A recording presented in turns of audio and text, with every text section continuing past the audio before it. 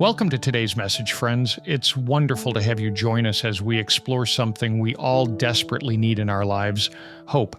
You know that feeling when everything seems to be falling apart? When your alarm doesn't go off, you spill coffee on your shirt, you're late for an important meeting, and then your car breaks down on the highway? We've all had those days. But what about when it's not just a bad day, but a bad season? When your marriage is crumbling despite your best efforts, when your child seems to be going down a destructive path no matter what you do, when the doctor's report isn't what you prayed for, or when your financial situation looks beyond repair. That feeling of hopelessness can be overwhelming. It's like being stuck in quicksand. The more you struggle, the deeper you sink. Without hope, there's a sense of dread that follows you everywhere. It's like trying to navigate through thick fog without any light. But today, I want to share with you a powerful truth. There is no such thing as beyond repair for God. Nothing and no one is too far gone for His redeeming power. Let me take you back about 2,000 years ago to a small town in Samaria. In John chapter 4, we meet a woman whose life was the definition of hopelessness. She had been married 5 times, and the man she was currently living with wasn't her husband. In her culture, this made her a social outcast. Can you imagine the whispers, the pointed fingers, the judgmental looks? The shame was so overwhelming that she chose to go to the well at noon, the hottest part of the day, just to avoid encountering other women who would come in the cool of the morning or evening. This woman wasn't just facing social rejection. She was emotionally empty, morally condemned, and spiritually lost. She had tried to find fulfillment through relationships, but each failed marriage only added to her sense of worthlessness. She was the kind of person that religious people would avoid. She was considered unclean, unwanted, and unworthy. But then something extraordinary happened. Jesus, breaking all social and religious norms of his time, initiated a conversation with her. John chapter 4, verse 10 says, "If you knew the gift of God and who it is that asks you for a drink, you would have asked him, and he would have given you living water." Think about this for a moment. Jesus, a Jewish man, was speaking to a Samaritan woman, 2 groups that traditionally despised each other. Not only that, but he was speaking to a woman with a questionable reputation. In that culture, men, especially religious teachers, didn't speak publicly with women they didn't know. Yet here was Jesus crossing every social boundary to reach out to someone who was considered untouchable. What strikes me most about this encounter is that Jesus saw her, truly saw her. In John chapter 4, verse 17 to 18 says, "You are right when you say you have no husband. The fact is, you have had 5 husbands, and the man you now have is not your husband." Imagine being in her sandals for a moment. Here's a stranger who knows your deepest, darkest secrets. But instead of condemnation, there was compassion in his eyes. Instead of judgment, there was an invitation for something better.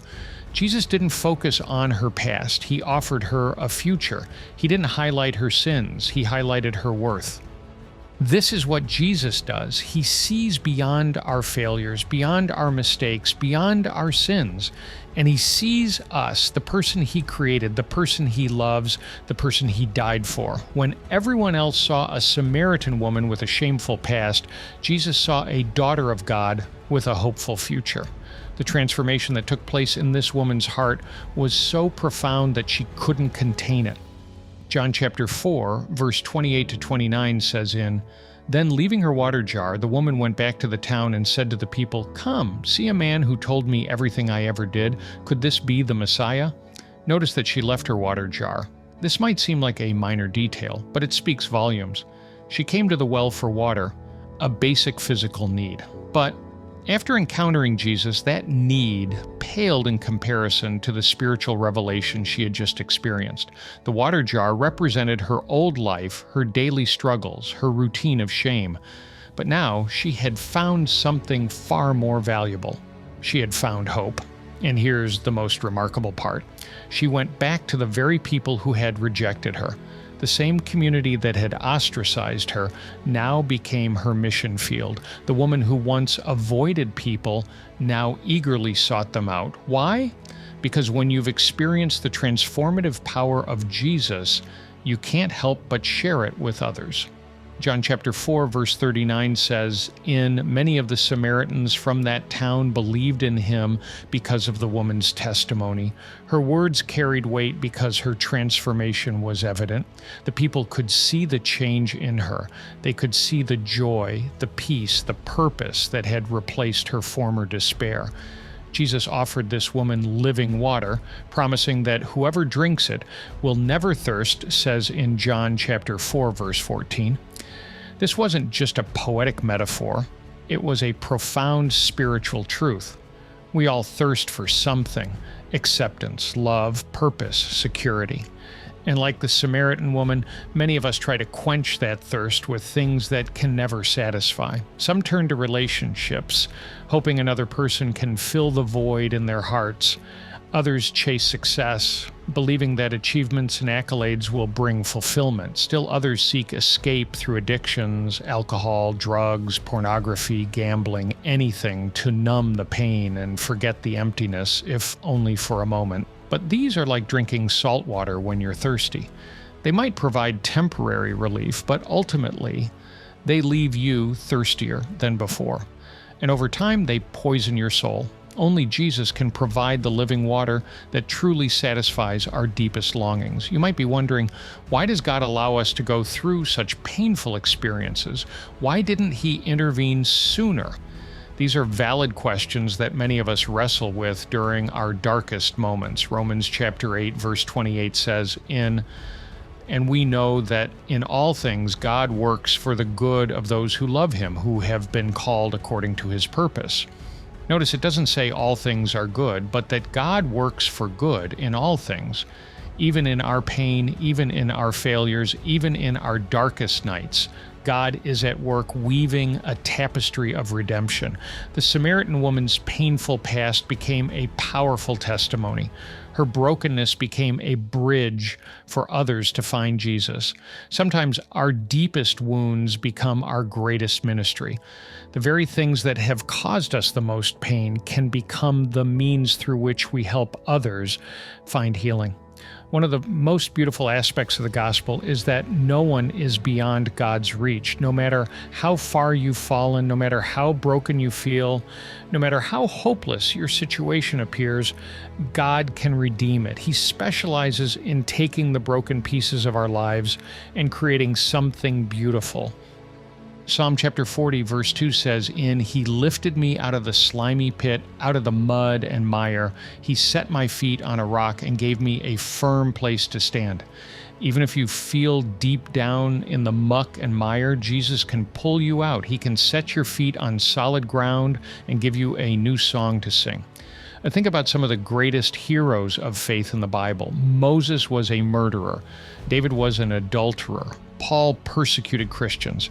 Yet God used them mightily. Their failures didn't disqualify them from God's purpose. Their surrender qualified them for God's power. So what is this hope that Jesus offers? It's not wishful thinking or blind optimism. It's not crossing our fingers and hoping for the best. Biblical hope is a confident expectation based on the character and promises of God. Romans chapter 5, verse 5 says, And hope does not put us to shame, because God's love has been poured out into our hearts through the Holy Spirit who has been given to us. This hope doesn't disappoint because it's anchored in God's unfailing love. When we place our hope in Jesus, we're not just hoping for a better life now, we're securing an eternal future. Jesus didn't just offer the Samaritan woman a temporary fix for her earthly problems. He offered her eternal life, and He offers us the same today. Friend, I don't know what hopeless situation you're facing today. Maybe it's a broken relationship, health crisis, financial difficulties, or a spiritual drought. Maybe, like the Samaritan woman, you feel defined by your past mistakes, trapped in a cycle of shame and regret. But I want you to know that Jesus sees you. He knows everything you've ever done, yet He still loves you. He still wants a relationship with you. He still has a purpose for your life. Just as he transformed the Samaritan woman from an outcast to an evangelist, he can transform your life too. He can take your hopelessness and turn it into joy beyond imagination. He can take your shame and replace it with dignity. He can take your confusion and give you clarity. He can take your despair and give you purpose. All you need to do is come to him just as you are. Bring your brokenness, your fears, your doubts, your pain. Bring your empty water jar, your thirsty soul, and ask him for living water. He won't turn you away. He won't condemn you. He will welcome you with open arms and begin a work of transformation in your life. Remember, 2 Corinthians chapter 5, verse 17 says Therefore, if anyone is in Christ, the new creation has come, the old has gone, the new is here. No matter how dark your past, in Christ, you can have a bright future. No matter how hopeless things seem, with God, there is always hope. So today, I encourage you to drink deeply from the living water that only Jesus can provide. Let his love, his grace, his mercy wash over you. Let him replace your hopelessness with hope, your anxiety with peace, your sorrow with joy. And then, like the Samaritan woman, go and tell others what he has done for you. May God bless you abundantly, and may you experience the hope that doesn't disappoint. Have a wonderful day filled with the knowledge of his love for you.